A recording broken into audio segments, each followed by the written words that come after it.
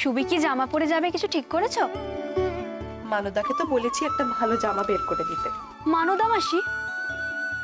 মানদা মাসিকে দিয়ে কি হবে মা? মানদা মাসি তো আবার একখানা মোটা কাপড়ের জামা বের করে দেবে। মা এই এই শাড়িটা একটু দেখি, এই শাড়িটা কি হবে? আমি পরবো।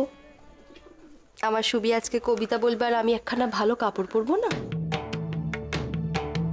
মা আজ কি শুধু সুবির কবিতা পাঠ? আজ ছোট লাটের সংবর্ধনা, আর সেখানে তুমি এই শাড়িটা পরে যাবে? আমি বলি কি, আজ তুমি একখানা বিদেশি কাপড় পরো। ওই তোমার জামাই যেরকম কাপড় দিয়েছিল, দাঁড়াও আমি বের করে আনছি, ওই কাপড়টাই তুমি আজকে পরবে। এই তো এই তো মা, দেখেছ বিদেশি মিলের কাপড় কিরকম হালকা হয়, আর এখানকার কাপড় কি মোটা বাবা। এই কাপড়টা পরো মা, এটা দারুণ। কি হলো সুবি? এই কাপড়টা পরলে তো তোমাকে ভালো লাগবে মা।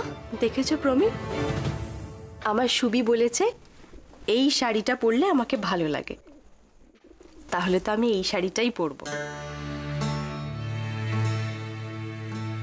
এটা আমাদের মা দিদিমার আমলের কাপড়, বুঝেছো প্রমি?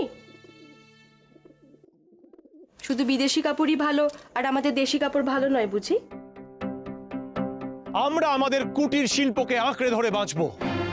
এই যে আপনাদের মাটির হাড়ি, বাঁশের জিনিস, এগুলোকে হারিয়ে যেতে দেব না আমরা। আমাদের বস্ত্র, আমাদের লবণ আমরা নিজেরাই বানাবো। আমাদের মা কি আমাদের কিছু কম দিয়েছে যে অন্যের কাছ থেকে ধার করব আমরা? আমরা আজ সব বিদেশি জিনিস ত্যাগ করব। সবাই এগিয়ে আসুন আর বুকে হাত রেখে বলুন, বন্দে মাতরম, বন্দে মাতরম। মা তুমিও ওই সবার লোকজনদের মতো বিদেশি কাপড় ভালোবাসো না? তুমিও স্বদেশী মা।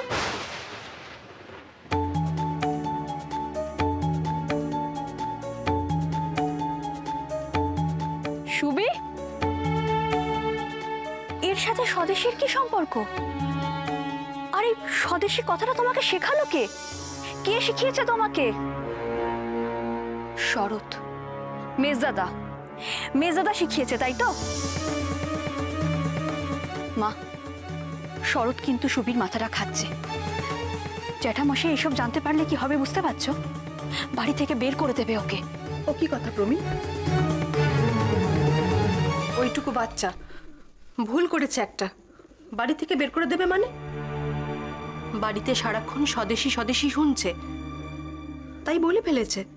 তার জন্য তো অত কথার দরকার নেই, আর অত বকাবকি করারও দরকার নেই। তুমি যাও, ওদিকে গিয়ে দেখো সব ঠিকঠাক আছে কিনা।